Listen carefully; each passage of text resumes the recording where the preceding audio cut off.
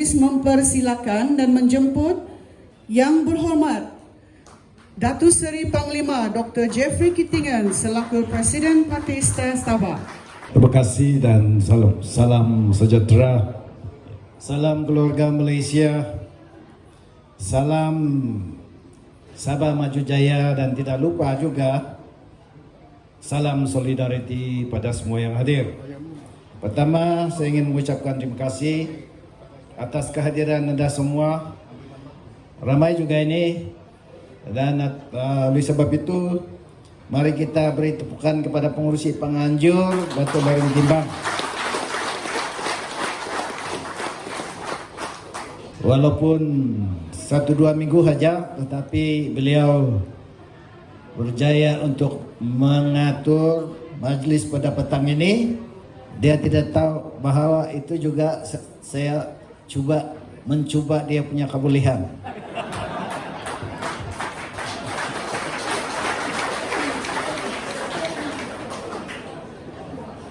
Dan terbukti beliau ini masih lagi berbisa.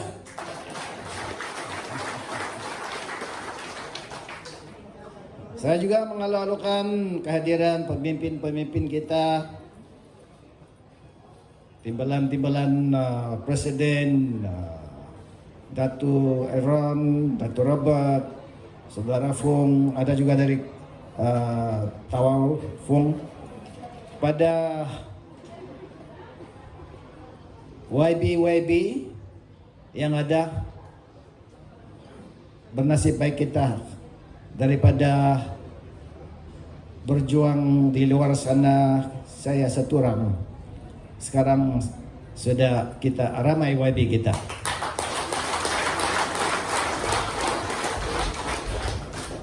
YB Flodia, YB Anwar Banan, dan banyak lagi bakal YB yang lain. Ya, saya harap begitu. Saya juga ingin mengalu-alukan kehadiran pemimpin-pemimpin parti, Setiausaha Agung, Ketua Penerangan Saudara Jolomin, ketua-ketua bahagian penyelaras, tidak lupa pengurusi jawatan kuasa disiplin Datuk Clement Jaikul.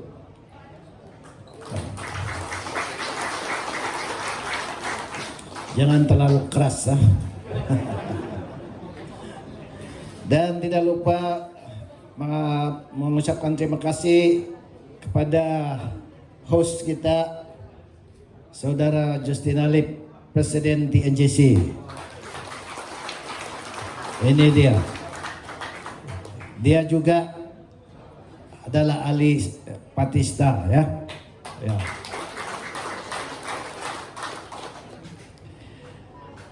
Banyak yang saya mau katakan di sini, tetapi kalau saya ikut hati betul-betul, mengkali sampai besok pun tidak habis. Tetapi pertama saya ingin mengucapkan syabas dan tahniah kepada Datuk Lawrence Gimbang dan juga ahli-ahli STA yang baru. Syabas dan tahniah, beri tepukan kepada mereka.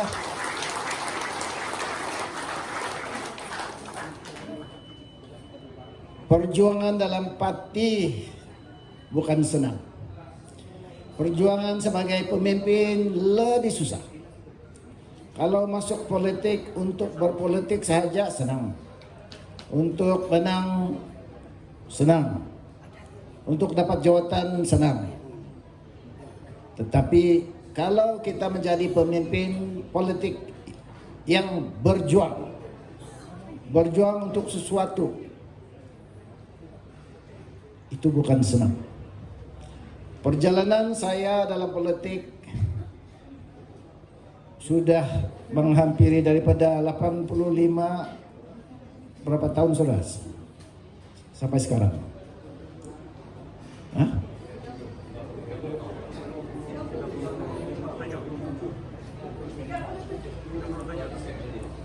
37 tahun.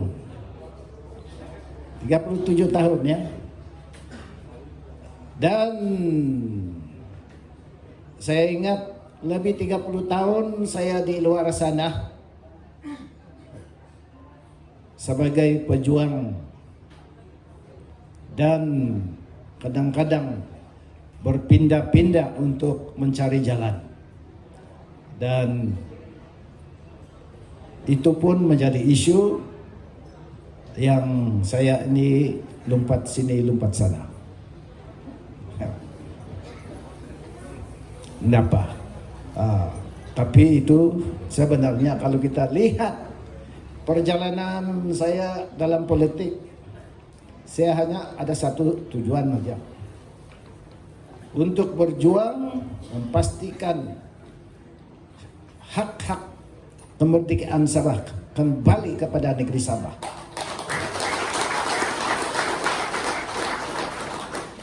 Sebab itulah pokok perjuangan kita.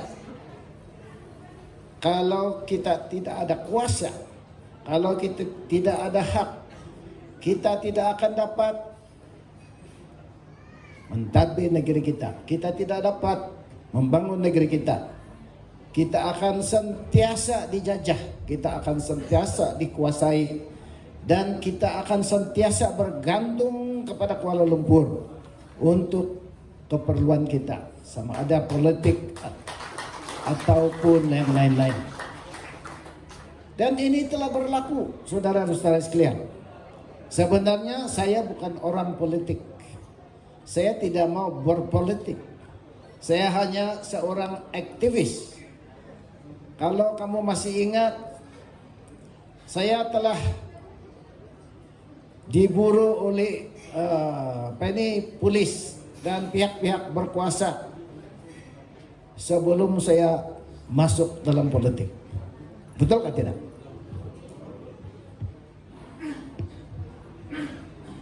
Saya telah diburu hari-hari. Bukan saja itu, tapi diganggu hari-hari. Bukan sekali-sekala, tidak. Daripada tahun 85, terutama sekali tahun 86, bila mana saya menyuarakan tentang hak-hak negeri Sabah pada tahun 86, ya, bila mana PBS menang dalam pilihan raya, menyambung kepada cerita tadi. PBS menang pada tahun 85, tetapi tidak dapat memerintah disebabkan huru-hara di sini sana, pencerobohan di sini sana, dan Kuala Lumpur tidak merestui kemenangan PBS.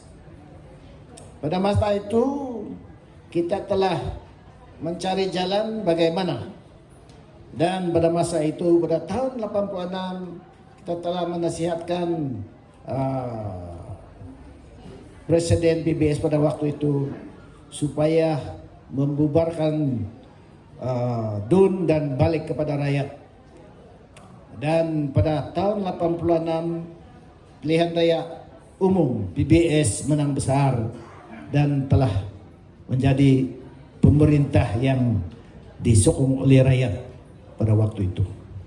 Tetapi saudara-saudari sekalian, kita mesti faham dan tahu bahwa pada waktu itu pun, walaupun PBS menang kedua kali dan mendapat sambutan yang kuat daripada rakyat, tetapi Kuala Lumpur masih lagi tidak merestui dan tidak menerima dan tidak menyokong kemenangan PBS. Sebab itu saudara-saudara sekalian, bila mana Kuala Lumpur memulahkan aktiviti untuk mencari jalan menjatuhkan PBS pada waktu itu, juga melemahkan kerjaan PBS, mengambil tindakan-tindakan yang tidak menyebelahi PBS tapi melemahkan PBS. Tindakan-tindakan juga yang tidak merestui Presiden PBS. Kuasa-kuasa daripada Kuala Lumpur, kuasa keselamatan dia tarik, keuangan dia tarik, PBS macam apa yang kita panggil kerajaan yang tidak dapat berfungsi. Sebab itu saya telah pertama kalinya menegur kerajaan pusat. Kenapa Kuala Lumpur melayani kerajaan PBS sedangkan PBS dipilih rakyat? Kenapa Kuala Lumpur melayani Sabah sebegini sedangkan kita ada perjanjian Malaysia? Kenapa PBS dilayani, negeri Sabah dilayani oleh Kuala Lumpur seperti melayani negeri-negeri di Semenanjung, sedangkan kita ada 20 perkara. Nah, disitulah, di sanalah saya menjadi buruan Kuala Lumpur. Ini budak, yang panggil budak saya. Ini orang mesti ditahan, mesti dibendung. Ini bahaya ini orang. Jadi saya menjadi duri dalam daging pada Kuala Lumpur. Saya tidak mau cerita pahit manis yang saya telah lalui. Tetapi ramai di antara kita yang memahami perjalanan perjuangan saya. Sehinggalah saya ditahan, berjaya ditahan oleh Kuala Lumpur 2 tahun 7 bulan.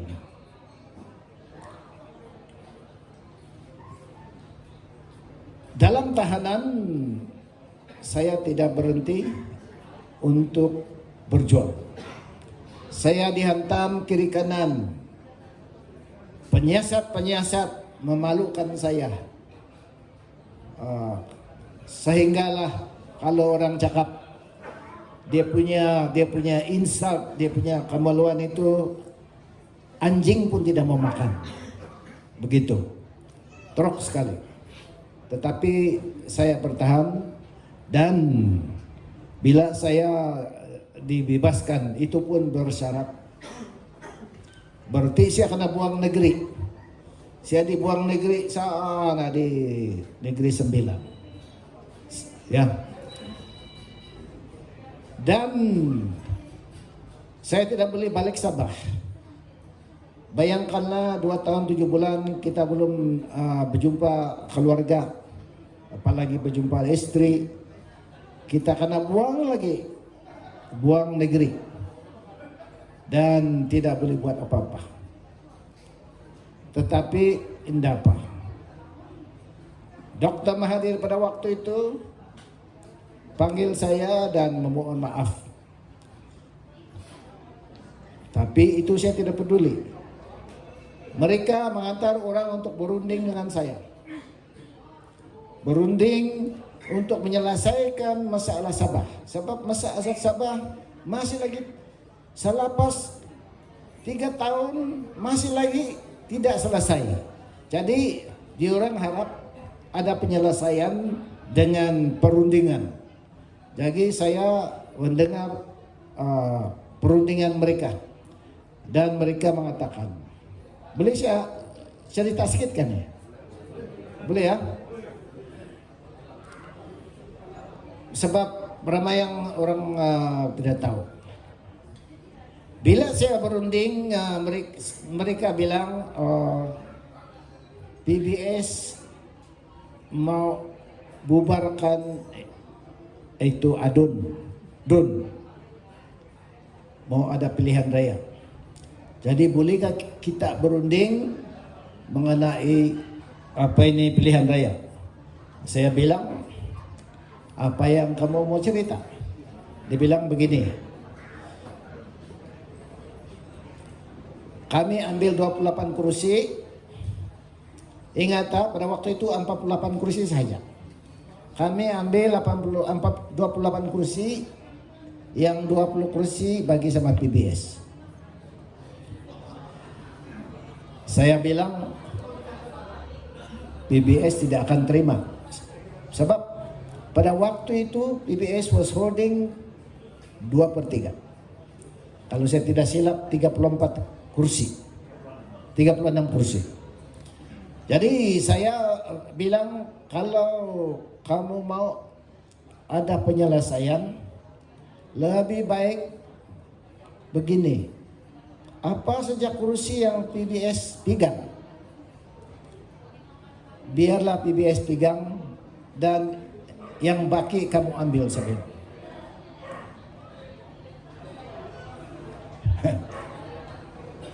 Dan saya mau kalau boleh ketua menteri daripada PBS saja. Diorang balik, diorang bagi tahu saya cadangan diterima, hanya satu saja yang kami minta. Kami tidak mau kau punya berada berurusan sebagai ketua menteri. Kami mau kau ganti. Jadi saya bilang saya tidak boleh. Saya tidak boleh sebab nomor satu, saya bukan bertanding. Kedua, saya bukan ahli PBS pada waktu itu pun. Nomor dua, saya bilang dalam parti ada timbalan-timbalan presiden. Jadi kalau boleh satu daripada timbalan presiden kasih naik jadi ketua menteri. Dan takkan kita ketepikan Datuk Pairin, saya bilang dia presiden parti, biarlah kamu bagi dia jawatan di Kuala Lumpur.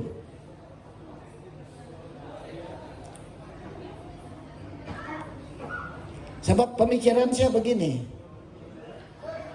untuk menyelesaikan masalah sementara, biar ada perubahan sedikit, yang penting PBS kontrol 36 kursi, ketua menteri diketuai oleh PBS, dan satu daripada timbalan presiden.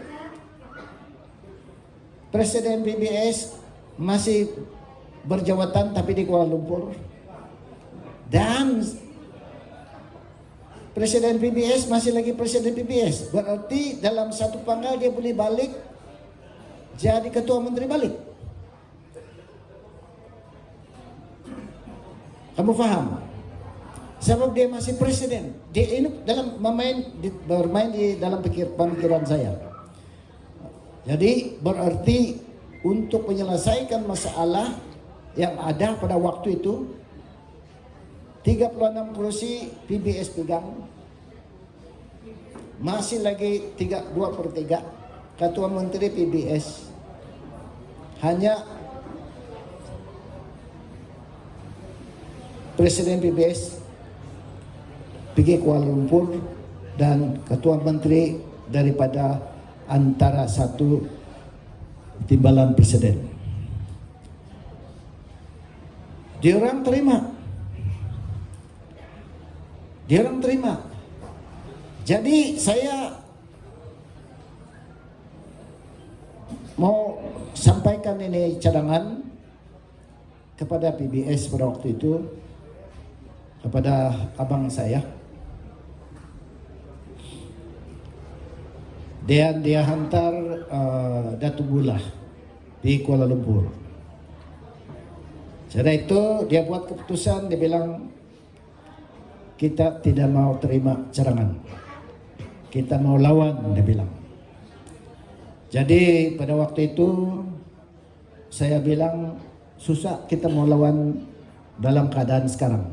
Dia orang akan guna apa saja, persepadanan ini, gerrymandering, pengundian tu, duit, jentera, mungkin kalau kita lawan kita kalah.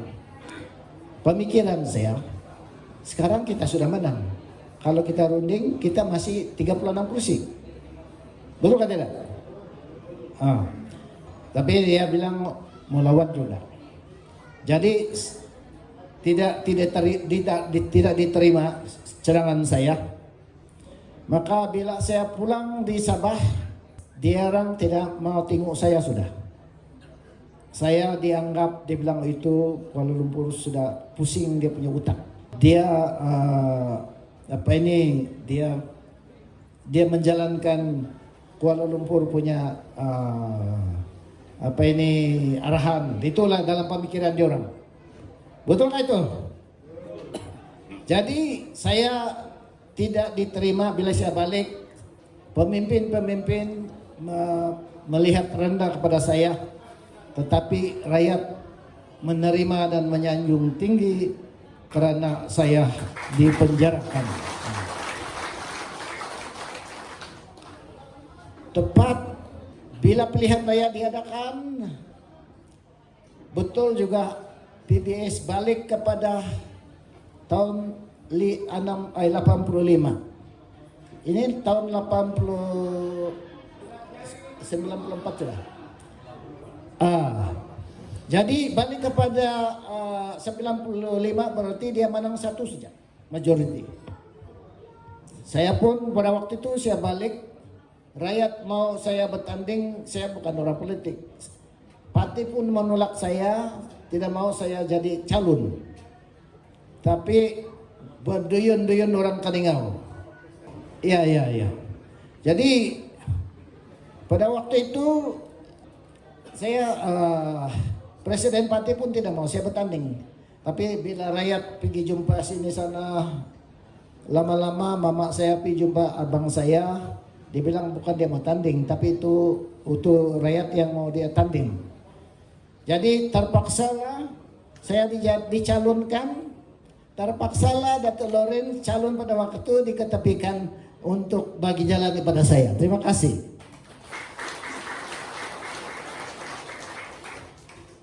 Sebab itulah saya ingat Datuk Lawrence nih.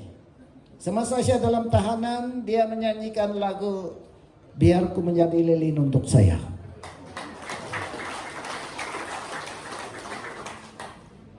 Tepat ya?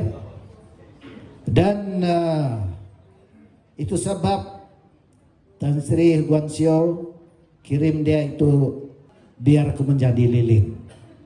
Ya. Jadi begitulah cerita dia pada waktu 94 baru saya jadi ahli politik. Dan daripada itu sehinggalah pada hari ini saudara-saudara sekalian, kita up and down. Saya masih lagi, bila saya dipenjarakan, bila saya keluar saya masih lagi menyentuh hak-hak hal-hal yang sama. Sebelum saya masuk, itu juga selepas saya masuk, itu juga saya sentuh, saya berjuang dan saya dipanggil orang gila. Kada kau kati sukong hodi. Ini daripada PBS sendiri mengatakan jangan sukong dia itu, dia sudah gila itu. Nakarin natulula kah? Sebab sudah kena penjara masih lagi cakap benda yang sama. Jadi to cut the story short, saya tidak berhenti biarpun sebab saya ada target. Saya punya target itu. Macam juga kalau kamu mau kawin perempuan, kamu tuh perempuan CM. Pedulilah yang lain. Itu juga kamu. Betul kan itu? Jadi begitulah juga dalam perjuangan kau punya target itu saja. Jadi kita tidak peduli apa sakit kiri kanan kah, kita jalan saja. Sehinggalah saudara-saudari sekalian, sehinggalah pada PRU yang lalu saya perhatikan semua parti politik, semua pemimpin politik sudah jadi orang gila. Sebab semua cakap tentang ME 63.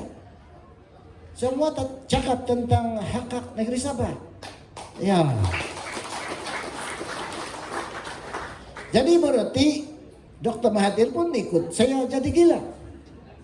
Sebab dia pun berjanji untuk kembalikan hak negeri Sabah dan Sarawak dalam MA 63. Betul kan tidak?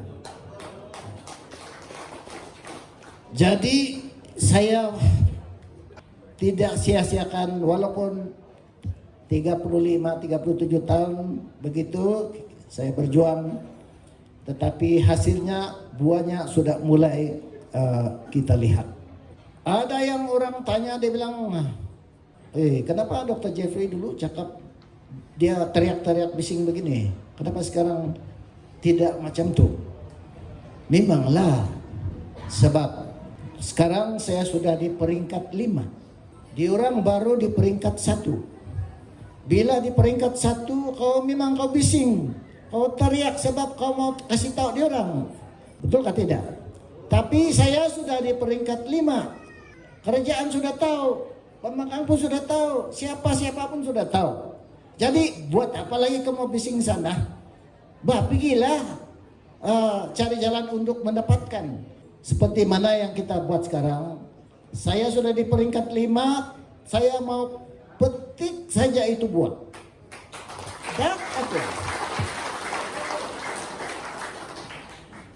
Dan terbukti sekarang itu buah sudah mulai berjatuhan di tangan kita.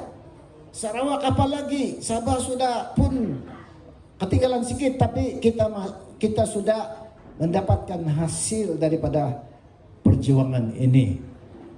Sebab itu saudara dan saudari sekalian, kita mesti bersatu. Pada hari ini ada dua saja kelemahan kita di Sabah ini. 2. Satu, kita tidak bersatu karena dipercaya dan diperintah. There is no political unity. Betul atau tidak? Kedua, kita kunsikang. Kamu tahu kah itu kunsikang? Ya. Kita tiada duit sebab dia orang curi semua itu duit. Sudah itu dia guna itu duit kontrol sama kita. Betul kan?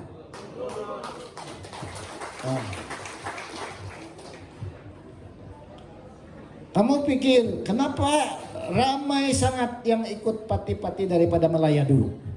Kenapa? Sebab ini duit. Segala-gala itulah keluar sekarang. MDB lah macam-macam. Ini negeri akan jadi bankrupt kalau kita tidak jaga-jaga. Sebab kekayaan kita sudah supaya ini terlepas banyak kekayaan negeri Malaysia ini terlepas. Sekarang kedudukan kita dalam dunia itu BBB saja, bukan lagi A atau triple A. Jadi saudara-saudara sekalian, kita mesti mencari jalan supaya jangan kita terlalu bergantung. Bila mana kita bergantung, Kuala Lumpur akan main kita. Macam mana dia main kita? Satu, dia menguasai segala-gala, dia kasih kau jawatan. Kedua, dia gunakan kuasa untuk menakut-nakutkan kita, mengganggu gugat kita.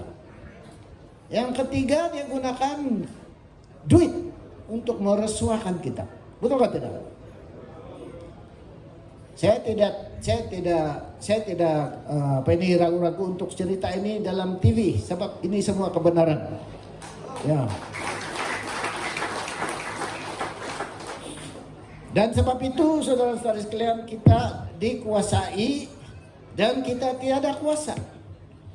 Sebab itu sekarang kita menuntut untuk dikembalikan kuasa-kuasa kemerdekaan kita, kuasa-kuasa sebagai rakan kongsi di dalam Malaysia ini. Perlahan-perlahan dikembalikan dan satu hari nanti saudara-saudara sekalian, bila kita mencapai semua ini, barulah kita ada kuasa penuh sebagai negeri yang merdeka untuk membangunkan negeri Sabah. Itu hasrat kita. Jadi sekarang kita menghadapi keadaan di mana Sabah digelar sebagai negeri yang termiskin di Malaysia. Bukan sahaja itu, tetapi baru-baru ini kita juga diberitahu di dalam parlimen bahwa 8 daripada 10 daerah yang paling miskin di Malaysia adalah di Sabah. 8 daripada 10 daerah yang paling miskin. Sedangkan Sabah ini adalah kaya dengan minyak, kelapa sawit, macam-macam kita punya kekayaan. Tetapi kita masih miskin dan bergantung. Sebab itu kita kena cari jalan. Kalau 58 tahun kita dalam Malaysia, hak-hak kita belum lagi dikembalikan sepenuhnya, terutama sekali hak kewangan kita, hasil kewangan kita dalam perlembagaan belum dikembalikan, yaitu hak 40% hasil negeri. Macam-macam telah. Inilah satu topik paling hangat sekarang. Kenapa hak hasil 40% belum dikembalikan? Paling-paling yang dibayar baru-baru ini dibayar, kita senang hati mendengar 5 kali ganda itu pembayaran, dia bilang. Kita pun terkejut, kita pun senang hati bila dikatakan 5 kali ganda akan dibayar hasil kita. Kamu dengar kan tuh? Tapi 5 kali ganda daripada apa? Angka dia apa? Angka dia adalah 26,7 juta. Angka ini telah ditentukan pada tahun 69 sehingga tahun 73.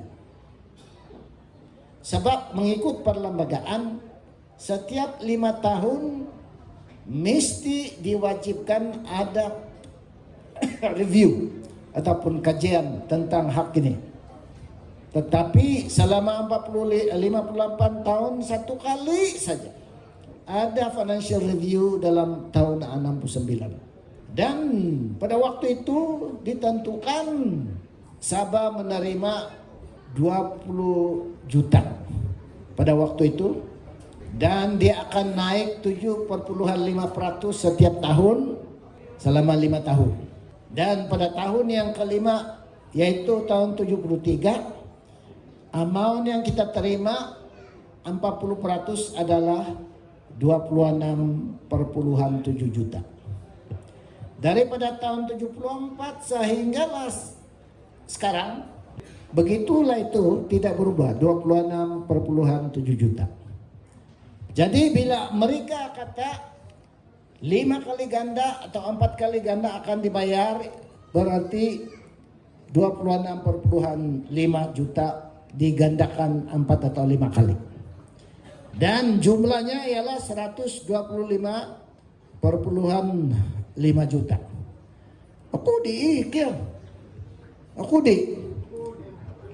Tapi kalau kita bayangkan apa yang sepatut kita terima, berapa hasil yang dikutip oleh Kuala Lumpur daripada Sabah setahun, saya boleh katakan tidak kurang daripada 60 bilion satu tahun. 60 bilion, tolaklah 10 bilion, kerana itu adalah mungkin geran juga, termasuk juga hasil negeri pada tahun 63 dimasukkan. Katakanlah kita ada 50 bilion net, 40% daripada 50 bilion berapa? 20 bilion, saudara dan saudari sekalian. 20 bilion. Apalah itu dibandingkan 125 juta. Tai palat pun tidak jadi. Betul. Jadi inilah antara perjuangan kita. Bayangkanlah kalau kita dapat 10 bilion pun, hasil kita pada tahun ini adalah 5,4 bilion. Bercampur 10 bilion sudah 15,4 bilion, bukankah? Kalau kita terima. Tapi belum ada.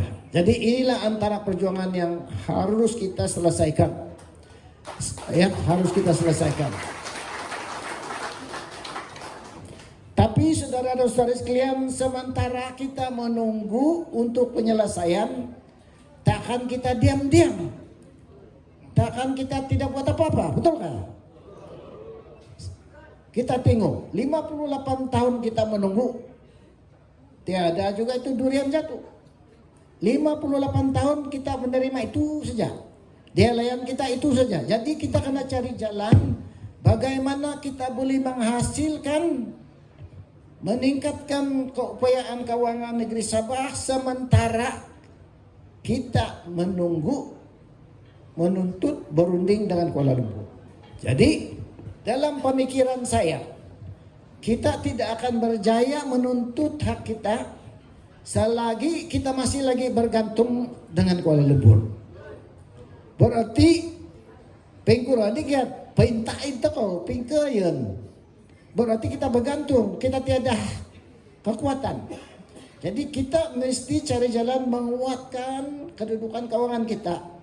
Barulah kita boleh memaksa Kuala Lumpur demand dengan mereka untuk mendapatkan hak kita. Barulah mereka tidak boleh mainkan kita. Jadi dari mana kita dapat itu duit? Dari mana? Apalagi sumber kita? Sebab di orang yang lain, dia orang sudah ambil. Ada saudara-saudara sekalian. Kuasa kita adalah kuasa tanah. Itu hutan semua masih lagi dibawa kerjaan negeri. Betul kan tidak? Jadi kenapa kita tidak gunakan ini hutan-hutan, ini tanah untuk menghasilkan sesuatu? Tapi bukan karena kita mau tabang, bukan karena kita mau jual, tetapi kita mau pelihara dan memelihara kita punya hutan, kita punya tanah, kita pelihara.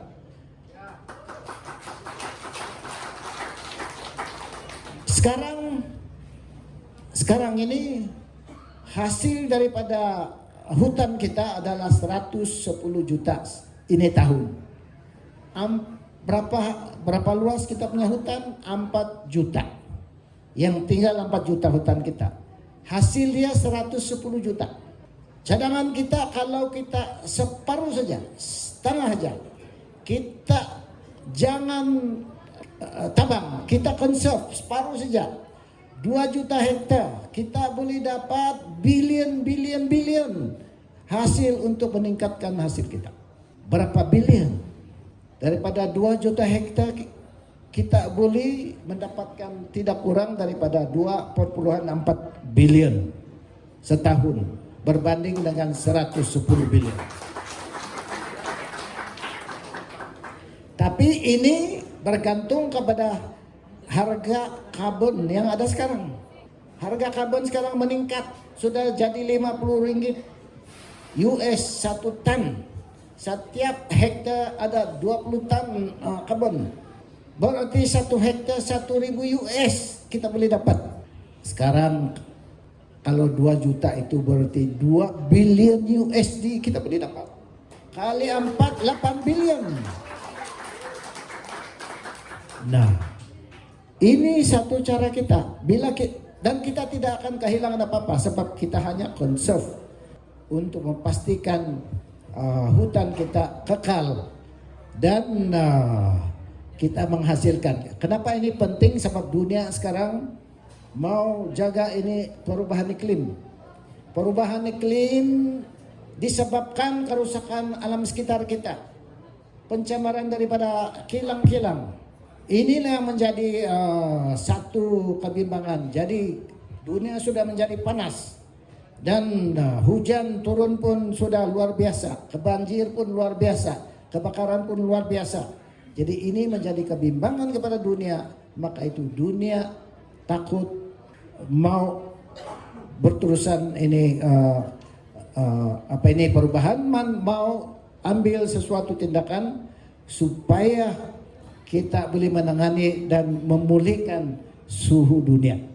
Jadi saudara-saudari sekalian, sebagai contoh, kalau hutan-hutan kita ini kita tabang, Australia tiada air. Dan bila orang tiada air apa jadi? Dia orang mati kan? Jadi oleh sebab itu orang-orang di sebelah Australia ke negara-negara yang lain akan membayar kita untuk memastikan kita jangan potong kita punya hutan supaya dia orang boleh hidup. Inilah dia punya rasional. Jadi saudara-saudara sekalian, kalau kita boleh buat ini, hasil negeri kita boleh meningkat dalam 2-3 tahun ini daripada 5.4 bilion boleh naik campur 8 bilion, berapa itu? 12 bilion. Ada lagi satu hasil yang dinamakan nature capital. Nature capital itu lagi sekarang 1.000 US 1 hektar. Kalau 2 juta hektar berarti 2 bilion USD juga. Kali 48. Jadi berarti bukan 8 bilion tetapi kita boleh dapat 16 bilion untuk hasil negeri dalam beberapa tahun ini. Dan 16 campur 5 bilion berapa? 21 bilion. Barulah kita ada kekuatan berunding dengan Kuala Lumpur karena kita tidak lagi bergantung, tetapi kita ada kekuatan kita sendiri untuk pembangunan kita. Betul atau tidak? Jadi saya percaya bila kita ada ini kedudukan, barulah kita boleh mencapaikan political unity. Kekuatan politik berarti political capacity. Dan sekarang ini kita memulakan political capacity building kita pada hari ini. Terima kasih kepada Dr. Lawrence dan pemimpin-pemimpin yang sini ada supaya kita boleh mencapaikan political capacity. Dan kita hanya akan dapat itu sekiranya pemimpin diberi peluang untuk mencapaikan visi misi mereka.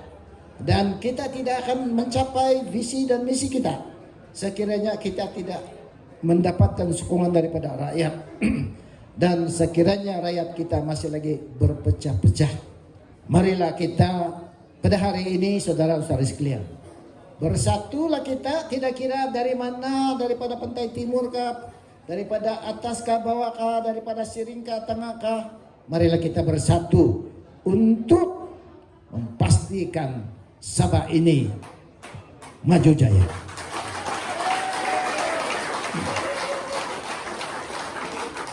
Jadi saya tidak akan bercerita lebih daripada itu. Hanya saya membayangkan apa yang kita boleh buat, apa perjuangan kita, apa hala tuju kita.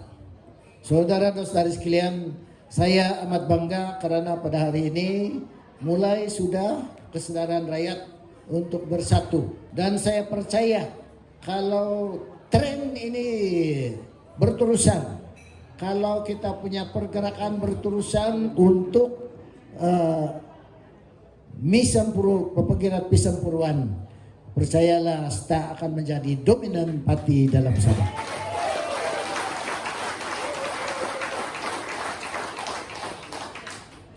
Tapi apa boleh buat, saya sudah tua.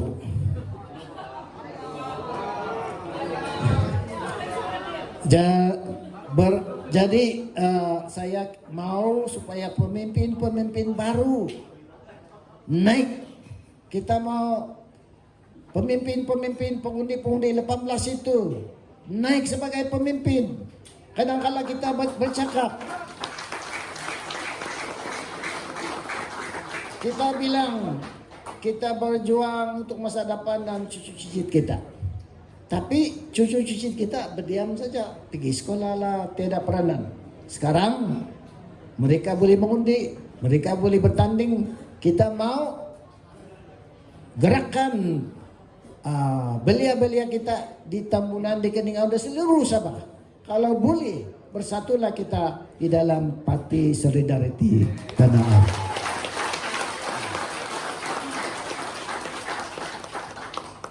Saya merasa bangga pada hari ini karena walaupun liku-liku hidup political journey ini banyak rintangan, tetapi macam tengok tu ayam juga bahkan.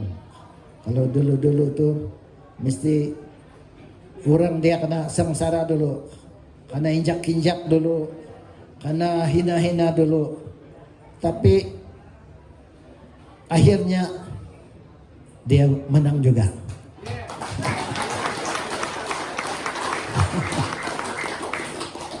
Begitulah cerita perjalanan Patista, dan saya harap kita boleh kuatkan lagi, mantapkan lagi nama parti ini, kekalkan dia sebagai star, tetapi mungkin kita katakan Parti Sabah Tanah Airku. Parti star itu adalah Parti Sabah Tanah Airku.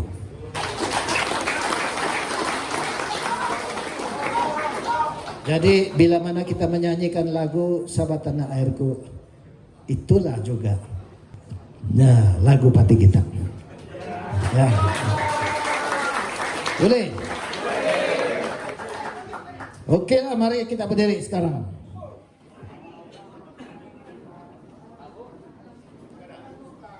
Pertama sekali, akhir sekali, saya ingin mengucapkan terima kasih kepada TNGC kerana membenarkan kita menggunakan ruang ini. Terima kasih kepada pengurusi penganjur Saudara Datuk Lawrence Kembang. Saya rekomen dia supaya kasih tumbuh rambut dia, anda payah lagi pakai topi, saya bilang. Tengok rambut saya tumbuh sudah, saya bilang. Terima kasih kepada menteri-menteri yang datang. Saya tahu dia orang sibuk. Datuk Elron, ini Datuk Lawrence bilang dia memang dalam Olimpik dulu, dia kurus dulu. Sekarang masih masuk Olimpik tapi lain-lain acara lah. Datuk Robert Tawid, dia pun berjuang dari dulu ini sampai sekarang ini. Beri tepukan kepada beliau.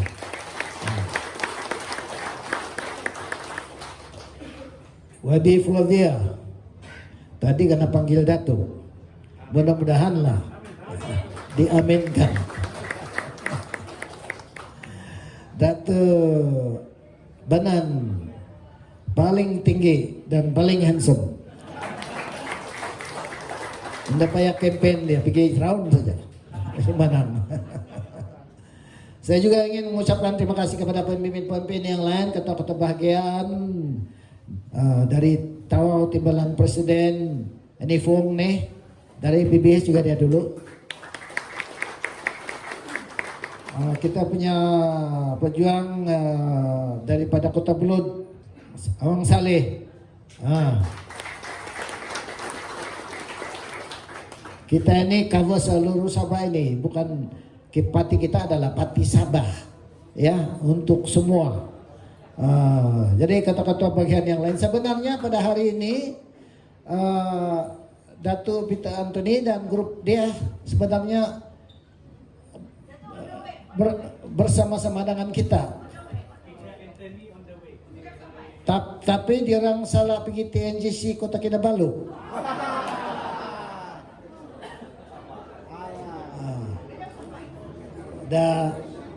Datuk Masyong, Datuk Joel, Datuk Peter Anthony.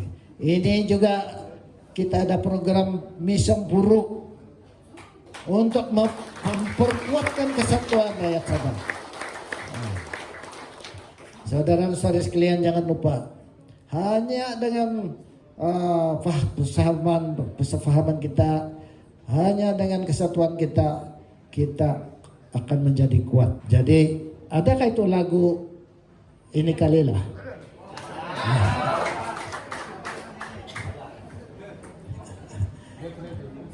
Jadi untuk kita semua, marilah kita melakukan. Kalau saya bilang Ini Kalilah, kita bilang menang. Ini Kalilah. Ini Kalilah. Ini Kalilah. Malago.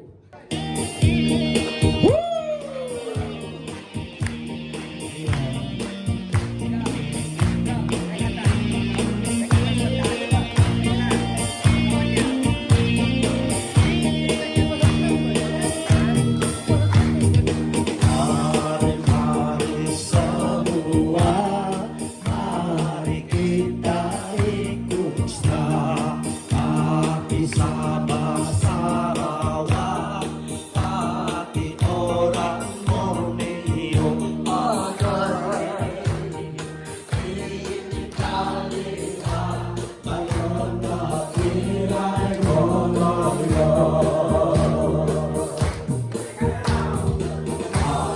Mari semua, mari kita berjuang demi masa depan kita.